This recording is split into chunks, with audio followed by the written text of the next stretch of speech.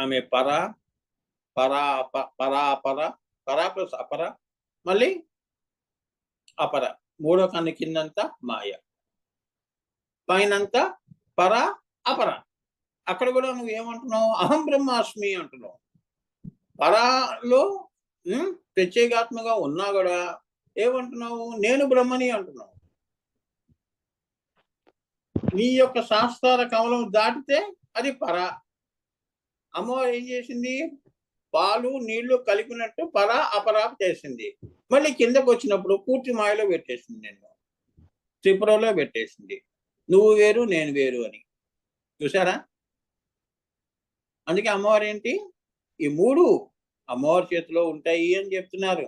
నీకు పరాజ్ఞానము శ్రీ విద్య రావాలి అంటే ఈ యొక్క జ్ఞానము జ్ఞానము కలిగజేసే చైతన్య లక్షణమే సంవిత్ కళ. ఆ తల్లి అనుగ్రహం ఉండాలి నీకు. పైనవి తెలుసుకోవాలంటే ఆ తల్లి అనుగ్రహంతోనే తెలుసుకుంటావు. అర్థమైందా? సో ఇప్పుడు మనం కూడా ఉంటుంది అటు పరాలోనూ కాదు, ఇటు అపరలోనూ కాదు. ఏమా? ఎందులో ఉన్నాము? త్రిపురలో ఉన్నాం, మాయలో ఉన్నాం. త్రిపుర ఏమా?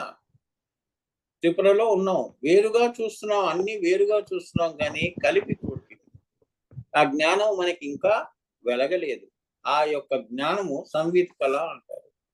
ఆ సంవిత్ కళ అంతే కదా. ఒక కథ చెప్పాను అంటే చివరికి దానికి అంతం అనేది ఒకటి ఉండాలి కదా. ఏమైంది అంటే ఆ జ్ఞానము. ఏమవుతుందా? That is the beauty of the Mahatripura Sundari. Most of my students are missing in my class. I regret that, but they are not sincere. చూడండి, అదే అపర అంటారు, మాయ అంటారు. ఒక గొప్ప శ్రీ విద్య గురించి మనం తెలుసుకుంటున్నప్పుడు శ్రద్ధ ఉంటుంది. మాయలో పనులు ఏంటండి? మీకే అన్ని పనులు ఉంటాయి, నాకెన్ని ఉండాలి? అవునా? మీకెందుకు నేను చెప్పాలి? నేను హాయిగా ధ్యానం చేసుకోవచ్చు. ఇప్పుడు నా పర్సనల్ రూమ్ లో ఉన్నాను. అవునా? గురువు గారు ఎంతో అమూల్యమైనది. ఈ 65 ఏళ్ల వయసులో నేను గొంతు గాని, గుండె గాని, ఎండలు గాని నేను లెక్క చేయకుండా అమ్మవారి భక్తిగా నేను ఇంత వయసులో చెప్తున్నప్పుడు పిల్లలుగా మీకు అది ఉండాలి, ఆ శ్రద్ధ ఉండాలి. నాకు ఫోన్ చేసి నాకు ఈ కష్టం వస్తే నేనేం చేస్తాను? నీకు శ్రద్ధ చూపించే చోట చూపించాం. అమ్మవారికి నమస్కారం ఎక్కడ పెట్టాలో అక్కడ పెట్టాం. నీకు అవసరం ఉన్నప్పుడు నువ్వు పొల్లు దండాలు పెడతాం. Better change the attitude. ఏమా? You never become a spiritual master. స్పిరిచువాలిటీలో అమ్మవారు అలానే పరీక్ష పెడుతుంది. మహాత్రిపుర సుందరి ఆవిడ అంత తొందరగా కరగదు. నీ కన్నీళ్లు నీవే అంటుంది. మాయలో వచ్చినవి మాయలోనే పోతాయి అంటుంది. నా దగ్గరికి వస్తే కన్నీళ్ళే ఉండవు. తెలుసా? తుర్యంలో వెళ్ళమ్మా, ఇంకేముంది? అంతా నీదే అయినప్పుడు ఇంకెందుకు ఏడుస్తా ఉంటుంది. అటువంటి సంవిత్ జ్ఞానం కూడా ఇస్తుంది ఆ తల్లి. అవునమ్మా, కరెక్టే కదా, అంతా నువ్వే. ఏ జ్ఞానమైనా కావచ్చు. జ్ఞానాన్ని బట్టి సంవిత్ కళ యొక్క మాయాంశమిది, బ్రహ్మాంశమిది, లయాంశమిది అని చెప్పవచ్చు. సో ఇక్కడ ఎంత బాగా చెప్పారో చూడండమ్మా. ఇదంతా నువ్వు చేస్తున్న ఒంటరి ప్రయాణం అమ్మా. మాయలో ప్రయాణం చేయటం గొప్పతనం కాదు అమ్మా. నువ్వు కింద పడిపోయావు అనుకో, నీ పక్కవాడు కూడా నీ గురించి ఆలోచన చేయడు. అంటే మనం చనిపోయాం అనుకో, ఎవడు పట్టించుకోడు. ఇక్కడ దాకా వచ్చాడంటే పోయాడు, పదండి మన పనులు ఎందుకు ఆపుకోవటం అని వెళ్ళిపోయేవాళ్ళు. మాయ అమ్మా, ఇది లోకం మాయ. అది తెలుసుకోండి అంటున్నాను. జ్ఞానాన్ని బట్టి సంవిత్ కళ యొక్క ఇది, ఆ సంవిత్ కళ వల్ల నీకేం తెలుస్తుంది? ఇది మంచి, ఇది చెడు అని తెలుస్తుంది కదా. అదే కదా నీ పిల్లలకు నువ్వు చెప్తున్నావు. అలానే ఇది మాయాంశము. యోగ మార్గంలో, ధ్యాన మార్గంలో అదే ఇది మాయ అండి, ఈ శరీరం శాశ్వతం కాదండి. ఎలా తెలుసుకున్నావు? సంవిత్ కళా లక్షణం. నీకు అమ్మవారు నిన్ను ఏంటి అంత తొందరగా నీకు ఆ వైరాగ్యం ఇచ్చింది అంటే మాయ నుంచి దూరం పెట్టిందని. అరే సంవిత్ కళా లక్షణము నీకు ఇస్తున్నాను అంటుంది. ఇది మాయాంశము. ఇదిగో ఆజ్ఞాచక్రం దగ్గరికి వచ్చావు, ఇది బ్రహ్మాంశము. ఇంకా సహస్రారంకంలో పైకి వెళుతున్నావు అనుకో, అదేమిటి? లయాంశము. లయంలోకి వస్తున్నావు నువ్వు అనే సంవిత్ కళ జ్ఞానము, సంవిత్ కళ లక్షణము ఈ తల్లి ఇస్తుంది అని చెప్తున్నారు. అది ఉపాసన, అది విద్య. ఈ తల్లి కనుక ఇవ్వలేదనుకో ఈ జన్మకు నువ్వు సంవిత్ కళా లక్షణం తెచ్చుకోలేవు. కొందరు చూడండి ఆ జ్ఞానం ఉండదు, ఇది మంచి అనేది ఉండదు, చెడే చేస్తూ ఉంటారు పోయే వరకు. సంవిత్ కళా లక్షణం అమ్మవారు ఇవ్వలేదు. ఆ తర్కము అమ్మా, ఆ సంవిత్ కళా లక్షణం ఆ తల్లి అనుగ్రహ రూపంలో చూపించలేదు చాలా మందికి.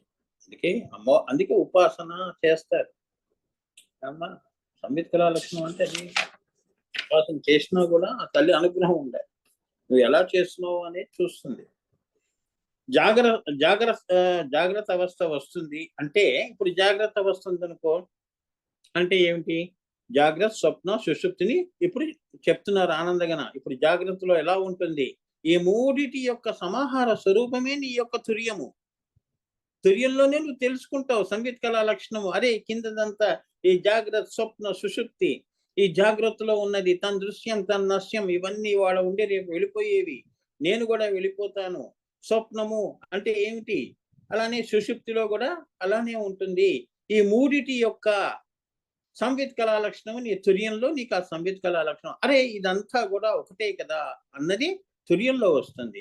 ఇప్పుడు దాని గురించి అసలు జాగ్రత్త అంటే ఏమిటి, స్వప్నం అంటే ఏంటి, సుషుప్తి అంటే ఏంటో ఇప్పుడు చెప్పబోతున్నారు. చాలా జాగ్రత్తగా వినండి. ఇదంతా మీ యొక్క యోగా ప్రస్థానంలో మీరు చేస్తున్న ధ్యానము గాని, యోగము గాని, పూజలు గాని మమ అనిపించడం కాదమ్మా. ఇవాళ ఏదో మనం పూజ చేసేసి అమ్మ అయిపోయిందిరా బాబు అనేది కాదు పూజ అంటున్నాడు. సంవిత్ కళా లక్షణం నీకు రావాలి. చూడండి దీని వలన జరిగేది ఏమంటే, కన్నులలో తారకలుగా ఉండే ఆ తారకలను ఏకం చేస్తే అప్పుడు అది ఒకటి అవుతుంది. మీకు అమ్మవారు ఏం చేసింది? 2 కళ్ళు ఇచ్చింది, అవునా? ఈ రెండిటి యొక్క ఈ 2 కనులు తారకలు అంటారు. తారక అంటే ఏమిటి? నీ యొక్క నల్ల గుడ్డు లోపల చిన్నగా ఉంటుంది. నీ డాక్టర్స్ కూడా చెప్పలేరు. తారకలు వాళ్ళకు కూడా కనిపించవు. చూచేవాడు వేరమ్మా, అది మాంసం ముద్దే. What it? కళ్ళు వస్తాయా రావా? ఎందుకంటే ఆ తల్లి సంవిత్ కళా లక్షణం. ఆ తల్లి ఇస్తే ఇస్తుంది, లేకపోతే ఇవ్వదు. ఈ 2 కనులలో 2 తారకలు ఏకము చేయాలి. అంతే కదా. ఇప్పుడు చూడండి ఎలా ఒక కన్ను మూసి ఒక కన్నుతో చూడండి, సగం భాగం నీకు కనిపించదు, సగం భాగమే కనిపిస్తుంది. 2 ఏకము చేసావనుకో ఏమ్మా, ఆ సంవిత్ కళ, ఆ తారకలు ఏకము చేస్తే అప్పుడది ఒకటి అవుతుంది. ఆ ఒకటి అవటం వలన ఇది వస్తువు. అప్పుడు గుర్తిస్తావు. ఎంత బాగా చెప్పారో చూడండి. 2 కనులలో 2 తారకలు ఉండటము అమ్మవారి యొక్క మాయా జ్ఞాన లక్షణము. 2 తారకలు ఉండి అది మాయా లక్షణము. అంటే అద్వైతము, ద్వైతము రెండుగా చూస్తున్నావు. ఇప్పుడు నీ ఏ వస్తువుని చూసినా కూడా అది వేరుగా చూస్తున్నావు. కానీ చూడు, 2 కన్నులో 2 తారకలు ఉండటము అమ్మవారి యొక్క మాయా జ్ఞాన లక్షణము. 2 కన్నులను మూసి దాన్ని ఒక తారకగా చేయటము, 2 కన్నుల యందలి తార తుర్యములో ఒక తారగా అవటము, వెరసి 3 కూడా అమ్మవారి యొక్క సంవిత్ కళా లక్షణాలు అంటున్నారు. ఇప్పుడు నువ్వు యోగం చేస్తున్నావు అంటే కళ్ళు మూసుకొని నువ్వేం చేస్తున్నావు? 3వ కన్ను దగ్గర చూస్తున్నావు. అది తెరుచుకుందనుకో ఈ 2 తారకలు ఏకమైనాయి, ఒక తారకమైనది. 2 కన్నుల యందు తార తుర్యములో ఒక తారగా అవటం. భార్యాభర్తలు ఒకటి అని ఎప్పుడవుతారు? పెళ్ళైన తర్వాత ఒకటంటి మేఘం అంటారు. అలానే ఆ తుర్యములో ఏకము, తుర్యములో ఒక తారక అవటము, వెరసి 3 కూడా ఈ 2 కళ్ళు, మళ్ళీ నువ్వు తుర్యంలో ఏకము, ఈ రెండింటిని ఏకం చేశావు కదా. ఈ 3 కూడా అమ్మవారి యొక్క సంవిత్ కళా లక్షణము. అది ఒక త్రిపుర. చూడండి మరి అదొక త్రిపుర అయిందా? అంటే ఏం చెప్తున్నాడు? నువ్వు పరాశూన్యం నుంచి నీ యొక్క ప్రయాణము చేస్తే కింద ఈ భూతాకాశములో ఉన్న అనేకమైన 84 లక్షల జీవరాశుల వరకు కూడా, అలానే పాతాళాల్లో కూడా ఈ 3 అనేది సంవిత్ కళా లక్షణం. ఈ మహాత్రిపుర సుందరి ప్రభుత్వం చేస్తోంది, ఆమె ఆధీనంలో ఉన్నవే ఇవన్నీ అని. అదే త్రికోణము దగ్గర నుంచి బ్రహ్మ విష్ణు మహేశ్వరులు ఎవరు ఆధీనంలో ఉన్నారు? బిందువులో ఉన్న శివశక్తికి ఆధీనంగా ఉన్నారు. అది ఏమవుతుంది? 3 అవుతోంది. 3 4 అవుతోంది. 4 5 అవుతోంది. అట్లా అన్నమాట. అలా 3, 3, 3గా కిందకి దిగుతోంది. అదే మహాత్రిపుర సుందరి అంటున్నాడు. పిండితార్థం చెప్తున్నాడు. చూడండి, ఇప్పుడు మీరు కావాలంటే ఏ వస్తువైనా గురువుగారు చెప్పిన తిరుగులేదు. అమ్మవారు తెప్పిస్తుంది. తిరుగులేదమ్మా. ఏ సైన్స్ అయినా కూడా, ఏ చదువులైనా కూడా nobody can define this challenge. ఇప్పుడు అంతే కదా, ఏదైనా కూడా ఆ తల్లి సంవిత్ కళా లక్షణం ఇస్తేనే ఒక వస్తువుని చూపిస్తే ఒక సైంటిస్ట్ కూడా ఒప్పుకుంటాడు. ఇప్పుడు అదే చెప్పబోతున్నాడు. ఇవి తర్కాలతో కూడా అన్నిటికీ అతీతముగా ఉన్నది శక్తి ఏదైతే ఉందో అది సంవిత్ కళా లక్షణంగా మహాత్రిపుర సుందరి భాషిస్తోంది అని చెప్తున్నాడు. ఈ మూడింటిని నడిపే శక్తి ఆమెయే అని. సంవిత్ త్రిపుర అంటారు ఈమెని అని దాన్ని చెప్పవచ్చు. లలితా సహస్రనామాల్లో ఈ యొక్క విషయాన్ని ఏమని చెప్పారు? పాలస్తేంద్ర ధనుప్రభ. పాలము అంటే నీ యొక్క నుదుటి భాగము, 2 కళ్ళు. ఇక్కడ ఫాలస్తేంద్ర ధనుప్రభ అని చెప్పారు. ఫాలస్త, ఇంద్ర, ధను, ఈ 3 కలిపితే ప్రభ. అక్కడ కూడా మళ్ళీ శ్వేత కాంతి బిందువు అయ్యే ముందు అమ్మవారు తన మాయా లక్షణాన్ని చివరిసారిగా చూపిస్తుంది. ఆమె తెలుపు శ్వేతవర్ణములోకి వెళ్ళిపోతున్నప్పుడు ఆమె యొక్క ఆఖరిగా నీకు త్రిపుటి దగ్గర తన మాయా లక్షణాన్ని చూపిస్తుందన్నమాట. ఒకసారి చూసుకో. ఇప్పటి వరకు నువ్వు ఎలా ఉన్నావు, ఇప్పుడు ఏకముగా ఉన్నావు అని ఆఖరిగా నీకు దర్శనం చేయిస్తుంది. తన మాయా స్వరూపాన్ని దర్శనం చేయిస్తుంది అని చెప్తున్నాను. ఇవన్నీ తుర్యంలో, ఆజ్ఞాచక్రంలో, ధ్యానంలో నువ్వు అక్కడికి వెళ్ళినప్పుడు నీకు కలిగే అనుభూతులు అని చెప్తున్నాను. పాలస్తేంద్ర ధను ప్రభ, పాలస్త, ఇంద్ర, ధను, ప్రభ. అక్కడ కూడా మళ్ళీ శ్వేతకాంతి బిందువు అయ్యే ముందు అమ్మవారు తన మాయా లక్షణాన్ని చివరిసారిగా చూపిస్తుంది. ఆ తర్వాత అది బిందువై సుందరి అవుతుంది. అంటే అర్ధచంద్ర, దానిపైన బిందువు. అదే ప్రత్యేగాత్మ. ఏమా మూలాధార, స్వాధిష్టాన, మణిపుర ఇవన్నీ ఉన్నాయి కదమ్మా. ఇవన్నీ దాటిన తర్వాత అర్ధచంద్ర అవుతుంది.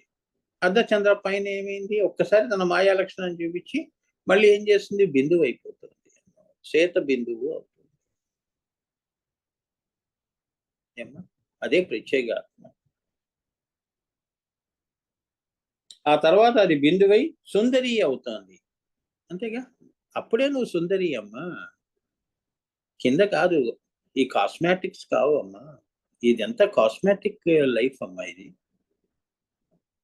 ఆజ్ఞ పైన అసలైన సుందరి. ఆ సుందర తత్వాన్ని నువ్వు తెలుసుకుంటే నువ్వే మహాత్రిపుర సుందరి. ఆ అనుభూతి నీకు వచ్చిందనుకో, నువ్వే అమ్మవారివమ్మా అని చెప్తున్నారు. అదే త్రిపుర లక్షణము. తురియ సంజయందు కనిపించే చిట్ట చివరి బ్రహ్మము, బ్రహ్మ జ్ఞానమునకు మాయా జ్ఞానమునకు మధ్యనున్న జ్ఞానమే తురియ సంజయ. ఆజ్ఞాచక్రం దగ్గరికి వచ్చినప్పుడు తురియ సంజయ అంటారు. ఏమ్మా ఇప్పుడు ఉదాహరణకి చెప్తున్నానమ్మా. మూలాధారం ఏమిటి? అబ్బా సూర్యోదయం అయిందండి అని మాయలో అంటున్నాం. మళ్ళీ అదే సూర్యుడు సాయంత్రం అస్తమిస్తుంటే మాయలోనే అస్తమిస్తున్నాడు. ఇదంతా కిందంతా కూడా జాగ్రత్త అవస్థలో జరుగుతోంది కదా. సో నువ్వు అక్కడికి వెళ్ళావు అనుకో, ఇంకా మూలాధారము సూర్యుడు ఉదయించే స్థానం అయితే అదే సూర్యుడు తురియ సంధ్య దగ్గర, ఆజ్ఞాచక్రం దగ్గర ఏమంటున్నాడు? అస్తమించటం. అటు అదేనమ్మా, అటు పగలు కాదు, ఇటు రాత్రి కాదు అనే బ్రహ్మ ముహూర్తం అని ఏదైతే అంటావో నువ్వు ఏమ్మా, అలా సంధ్య అంటారు దాన్ని. అంటే ఇంకా ఈ మాయ అనేది పోతూ పోతూ పోతూ ఒక్కసారి వెనక్కి తిరిగి చూసుకుంటే ఆ మాయా లక్షణాన్ని నీకు చూపిస్తుంది. చూడు ఇప్పుడు నువ్వు నా మాయా లక్షణాన్ని చూడు, అర్ధచంద్రాలో చూపిస్తుందని తురియ సంధ్య. తురియ సంజయందు కనిపించే చిట్ట చివరి బ్రహ్మ జ్ఞానమునకు ఇంకా బ్రహ్మ జ్ఞానము నీకు వచ్చేస్తుంది. కింద జీవ జ్ఞానము పోతోంది. బ్రహ్మ జ్ఞానము వచ్చినప్పుడు మాయా జ్ఞానమునకు మధ్యనున్న జ్ఞానమే తురియ సంజయ. ఈ మధ్యలో ఏముంది? ఈ జ్ఞానం ఏదైతే ఉందో, అరే అటు చూస్తేనేమో ఒడ్డు, ఇటు చూస్తే ఒడ్డు, మధ్యలో ఏముంది? అదే పాకిస్తాన్ ఇండియా బార్డర్లా అన్నమాట. పాకిస్తాన్‌లోకి వెళ్ళిపోతున్నావు అనుకో, లేదా ఇండియాలోకి వచ్చేస్తున్నావు. పాకిస్తాన్ నుంచి ఇండియాలోకి వస్తున్నావు. ఆ బోర్డర్ లైన్ ఏదైతే ఉందో అదే తుర్య సంధ్య అంటున్నాడు. నువ్వు ఇంక బ్రహ్మలోకంలోకి వెళ్ళిపోతున్నావు. బ్రహ్మ పదార్థముగా ఉన్నావు కాబట్టి బ్రహ్మలోకంలో నీకు స్థానము కల్పించబడింది. అది తుర్య సంధ్య అంటారు. ఇవన్నీ మీకు వచ్చే అనుభూతులమ్మా. యోగములు, ధ్యానములు. హ్మ్. హ్మ్. అప్పుడు ఈమె సప్త చక్రముల యొక్క సమాహార స్వరూపముగా కనిపిస్తుంది. ఏమ్మా? అది కూడా త్రిపురయే. ఆ తర్వాత సుందరి అవుతుంది. అప్పుడు సంవిత్ కళ చిత్కళ అవుతుంది. ఎంత బాగా చెప్పారు చూడండమ్మా. ఇవన్నీ మీరు చక్కగా ఏంటంటే ఎవరైతే సీరియస్‌గా యోగం చేస్తున్నారో గురువుగారు చెప్పినప్పుడు ఇవన్నీ చక్కగా నోట్స్‌లో రాసుకోవాలి. ఇక్కడ చూడండి. అప్పుడు సంవిత్ కళ ఆ తర్వాత ఇక్కడేమంటున్నాడు అప్పుడు ఈమె సప్త చక్రముల యొక్క సమాహార స్వరూపముగా కనిపిస్తుంది. అంటే మూలాధార, స్వాధిష్టాన, మణిపుర, దహర, విశుద్ధ ఆజ్ఞ వరకు కూడా ఎలా ఉంటుంది? ఇప్పుడు గుళ్ళల్లో చూస్తారు చూడండి. అన్ని సమాహార స్వరూపంగా దీపాలు ఇటు అటు వేలాడుతూ ఉంటాయి. విగ్రహానికి చూడండి. సమాహార స్వరూపంగా అన్ని 7 ఒకే వరుసలో వేలాడుతున్నాయండి. సమాహార స్వరూపంగా దీపాలు వెలుగుతున్నాయి. అలా ఆమె కనిపిస్తుంది. అది కూడా త్రిపురయే. ఆ తర్వాత ఏమవుతోంది? ఆజ్ఞాచక్రం పైకి వెళ్ళిపోతూ సుందరి అవుతోంది. అప్పుడు ఆమె ఏమవుతోంది? సంవిత్ కళ. అప్పుడు ఆమె సంవిత్ కళ అయి ఒక్కసారి బిందువు అవుతున్నప్పుడు చిత్కళ అవుతోంది. అంటే నేను ఇవన్నీ వదిలేస్తున్నాను. నేను చిత్కళగా వెళ్ళిపోతున్నాను. నేను అమ్మవారి చిత్‌ని. ఇంక నాకంటూ ఇంకేమీ లేదు. నన్ను అంటిపెట్టుకున్నవి, నేను పెట్టుకున్నవి సూర్య సంధ్యలో వదిలేశావు. నువ్వు చిత్కళ అవుతున్నావు. సంవిత్ కళకి అతీతంగా బయటకొచ్చేసావు. అదే మహాత్రిపుర సుందరి. అమ్మవారు నీకు ఆఖరిగా నీకు ఇది పోయి ఆమె అనుగ్రహం తీసుకొని, ఆ పాదాలకి నువ్వు దండం పెట్టుకొని ఎక్కడికి వెళ్తున్నావు? సహస్రార కమలంలోకి వెళ్ళిపోతున్నావు. అక్కడ కూడా మహాత్రిపుర సుందరియే ఉంటుంది గుర్తుంచుకోండి. అక్కడి వరకు చేర్చేది కూడా ఈ అమ్మవారే. అది ఎలానో ఇప్పుడు చెప్పబోతున్నాడు. ఇది చాలా గొప్ప ఈ త్రిపుర రహస్యం అంటే ఇప్పుడు నేను జెప్పింది ఇది ఏదైతే చాలా సరళమైన, సామాన్యమైన భాషల్లో చెప్తున్నాను. ఏంటంటే, నాదేం పెద్ద ప్రవచనాలేం గావు. ఏదో వచనంగా చెప్తున్నాను నేను మీకు. వచన రూపంలో జెప్తున్నాను గానీ, ప్రవచనాలు ఏం జేయట్లేదు. ఇవి ప్రవచనాలు గావు మీ ఏమ్మా? ఇవన్నీ అనుభూతులతో కూడుకున్నయి గాబట్టి, ఇవి గ్రాంథికంగా గాకుండా సరళమైన భాష, వచనములో చెప్తున్నాను. అంతే గదా! ఉపనిషత్స్ ఎలా చదువుతాము? వచనంలో చదువుతాం. అప్పుడే అర్థమవుతుంది. శ్లోకం ఏమి అర్థమవుతుంది? అలా ఎందుకు మీకు? అప్పుడు సంవిత్ కళ, చిత్కళ అవుతుంది. ఆజ్ఞాచక్రములో అమ్మవారి యొక్క మొదటి తేజస్సు కనిపిస్తుంది. అప్పుడు నువ్వు అమ్మవారి యొక్క మొదటి తేజస్సు చూస్తావు. కన్నులలో మొదటి తేజస్సు, ఫాలమునందు రెండవ తేజస్సు, ద్వితీయం శిరశ్ఛేదనంస్త ద్వితీయం శిరశ్ఛేదనస్థ అంటే ఏం చెప్తున్నాడంటే అమ్మవారి యొక్క మొదటి తేజస్సు నీకు కనిపిస్తుంది కదా! కన్నులలో మొదటి తేజస్సు. ఏమ్మా? ఫాలమునందు ఈ నుదిటి భాగం అంతా కూడా కాంతితో నిండిపోతుంది అని చెప్తున్నాడు. శిరస్సంతా కాంతిగా కనిపించటము ఆ తల్లి యొక్క రెండవ ప్రకాశ లక్షణము. ద్వితీయం శిరశ్ఛేదనస్థ అంటే పైన వరకు అంతా కూడా వెలుగే వెలుగు. ఏమ్మా? యోగములో అమ్మా. ఈ మూలాధారంలో నీ షట్చక్రం గనక జాగ్రత్త అవస్థలో అది గనక జాగృతం అయినప్పుడు నీ గురువులు అక్కడ వరకు తీసుకెళ్తారు. అవసరమైతే ఏమ్మా అది కూడా ఇష్టమైన ఆంతరంగిక శిష్యులు అంటారు కదమ్మా. ఎప్పుడు గురువుల్ని స్మరణ చేసే వాళ్ళకి ఏదన్నా ఇబ్బంది కలిగినప్పుడు వాళ్ళు ఆ మూలాధార చక్రాన్ని వాడికి జాగృతం కావట్లేదనుకో అక్కడ వాళ్ళు ప్రయత్నం చేసి ఆ గురువు యొక్క శక్తిని ఆ శక్తితో దాన్ని ఆ అమ్మవారిని ఏమ్మా జాగృతం చేస్తారు. ఇవన్నీ గురువులు చేసే పనులు. అలానే వారి స్పర్శ చాలు నీకు. మూడవ కన్ను దగ్గర. అట్లా. స్పర్శ దీక్షలంటారు కదమ్మా! మంత్ర దీక్ష, స్పర్శ దీక్షలు ఇట్లా ఉంటాయి కదమ్మా.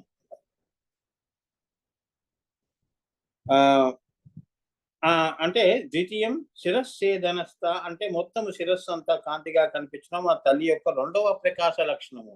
అలానే మూడవది మళ్ళీ తుర్యాతీతములో సహస్రారము దగ్గర కనిపిస్తుంది. ఇటువంటి కాంతి ఎక్కడ కనిపిస్తుంది? సహస్రార కమలంలో కనిపిస్తుంది. అంటే బుద్ధి వెలిగిందిరా అంటావు కదా, ఆ వెలుగే అన్నమాట. బుద్ధి వెలగటం అంటే ఆ సహస్రార కమలంలో మళ్ళీ ఆ వెలుగు కనిపిస్తుంది. అలాగే విశుద్ధి చక్రములో కూడా మాయా చైతన్యముగా తన 16 కళలతో ఆమె ఉంటుంది. కానీ ఈ విశుద్ధి చక్రం ఉందే, ఇక్కడ 16 కళలు ఉంటుంది కానీ మాయాంశం ఉంది కాబట్టి ఏమ్మా అక్కడ కూడా ఆమె త్రిపుర అని చెప్తున్నారు. అంటే విశుద్ధి చక్రం నుంచి ఆజ్ఞా చక్రం, ఫాలస్తేంద్ర, ధనుప్రభ ఆ పైన కూడా అక్కడి నుంచి నీ విశుద్ధి చక్రం వరకు కూడా మాయాంశము. విశుద్ధి చక్రము మాయాంశము. అక్కడ కూడా నువ్వు ఈ యొక్క మహా చైతన్యము తన 16 కళలలో ఆమె అక్కడ ఉంటుంది. విశుద్ధి చక్రంలో 16 రేకులు ఉంటాయి. వాటిని మాయా షోడశి అంటారు. ఏమంటారు? మాయా షోడశి అంటారు. అది హ్రీంకారము యొక్క లక్షణము. అమ్మవారి యొక్క హ్రీం అనే బీజం ఏదైతే ఉందో అది లక్షణము. హ్రీంకార స్థానము విశుద్ధము. ఓం హ్రీం ఓం, ఓం హ్రీం ఓం. ఈ హ్రీం గనక ఈ తల్లి మహాత్రిపుర సుందరి ఈ విశుద్ధి చక్రంలో 16 రేకులతో ఉంది కదా, ఈ మాయను తొలగించి నిన్ను సహస్రారం వైపు తీసుకెళ్తుంది. లేదు అంటే అక్కడే ఉంచుతుంది. అలా ఆమె అకుల చక్రముల యందు, అకుల అంటే ఆజ్ఞా చక్రం పైన, కుల అంటే నీ కింద ఉన్నాయి మూలాధార స్వాధిష్టానం. చంద్ర కళగాను, కుల చక్రముల యందు రజో కళగాను. ఏమ్మా అకుల చక్రాల్లో ఎలా ఉంటుంది? చంద్ర కళలు. ఏమ్మా కుల చక్రముల యందు రజో కళ, సహస్రారమునందు విరజా కళగాను అవుతుంది. ఏ రజస్సు ఉండదు. సహస్రారంలో బుద్ధిమంతులకి ఏముందమ్మా? ఏమ్మా సో ఇక్కడ అకుల చక్రముల యందు చంద్రకళ షోడశిగా ఉంటుందమ్మా. ఏమ్మా కుల చక్రముల యందేమో రజో కళగాను ఉంటుంది, రజస్సులు. సహస్రారమునందు ఇవన్నీ దాటి నువ్వు సహస్రారం దగ్గరికి వెళ్ళావు అంటే నువ్వు బుద్ధిమంతుడివి కదా. సో అక్కడ ఎలా ఉంటావు? నువ్వు విరజాగా ఉంటావు. ఏంటండి అలా చేస్తారు? మాయండి. అంటే ఒక ఎక్కడ నవ్వాలి ఎక్కడ నవ్వకూడదు బుద్ధిమంతులు కదమ్మా వాళ్ళు. అమ్మ ఎవరికైనా బాధ వేసినా టక్కన ముందుకు వచ్చేవాళ్ళు. అంటే విరజ. కిందకు వచ్చావనుకో మాయాంశం ఉంటుంది. ఏమ్మా తర్కం ఉంటుంది. ఏమ్మా సంస్కారమునందు విరజా కళగాను అవుతుంది ఆమె. ఇది త్రీ కళల యొక్క త్రిపుర స్వరూపము. మరి ఇప్పుడు ఎన్నైనాయి? విశుద్ధిలో, ఆజ్ఞలో, సంస్కారంలో. ఈ 3 కూడా నీకు నీ బుద్ధి వెలిగించాలంటే ఈ సంవిత్ కళ, ఈ మహా త్రిపుర సుందరి అనుగ్రహం ఉండాలి అని చెప్తున్నాడు. మూలాధారం దగ్గర నుంచి నువ్వు మణిపురం నుంచి విశుద్ధి నుంచి ఆజ్ఞ నుంచి సహస్రారం నుంచి లలిత నుంచి అపరాశూన్యంలోకి. అన్ని 3 చొప్పునుగా ఉంది అమ్మవారు. 3x3 9 చక్రాలు. ఈ కిందవి 9, పైనవి 9, 18. అష్టాదశ మహాద్వీప సామ్రాట్ గోప్త భవిష్యతి అరక్తవాం త్రినేత్రాం అరుణమ వసనాం రత్నతాటంకరమ్యాం అస్తాంబుజై సపాసాంకుశ మదనధను సాయకై అని ఖడ్గమాల్లో చెప్పారు. ఇది మహాత్రిపుర సుందరి యొక్క గొప్పతనం. అమ్మా కనులు తెరిచి ఉంచే జాగ్రత్త స్థానము ఆమె యొక్క మాయా తేజస్సు. విశుద్ధి చక్రము స్వప్న గ్రంథి. చూడండి ఎన్ని గ్రంథులు చెప్తున్నాడు. ఆమె ఎలా త్రిపుర అయిందో చెప్తున్నాడు. జాగ్రత్త స్థానం ఏమిటి? ఆమె యొక్క మాయా తేజస్సు. ఇప్పుడు నువ్వు లోకం అంతా ఎలా చూస్తున్నావు? మాయలో చూస్తున్నావు కదమ్మా. అనేకముగా చూస్తున్నావు. ఎంత అందంగా ఉన్నాను నేను, ఎంత అందంగా ఉంది ప్రకృతి, వాళ్ళు ఎంత అందంగా ఉన్నారు. ఇది మాయా తేజస్సు. అలానే విశుద్ధి చక్రం దగ్గరికి వచ్చినప్పుడు అది స్వప్న గ్రంథి అవుతుంది. ఇదంతా నువ్వు చూసేవంతా కూడా అది సూక్ష్మంలో వెళ్ళినప్పుడు స్వప్నం అవుతుంది. అంతేగా? రేపు నేను ఇలా ఉంటాను అన్నది నువ్వు రాత్రి పడుకున్నావు కదమ్మా! రేపు ఎలా ఉంటావు అన్నది అనుభూతులన్నీ స్వప్నంలోకి వస్తున్నాయి. నిన్న నువ్వు ఎవరిని కలిసావు అన్నది ఇవాళ నువ్వు ఏం చేసావు అనేది రాత్రి స్వప్నంలో వస్తుంది. సూక్ష్మంలో. అది స్వప్న గ్రంథి అంటున్నాడు. విశుద్ధి చక్రము స్వప్న గ్రంథి. అది రెండవ తేజస్సు. అక్కడ కూడా నువ్వు ఎలా ఉన్నావు? ప్రాజ్ఞుడిగా ఉన్నావు. అవునా?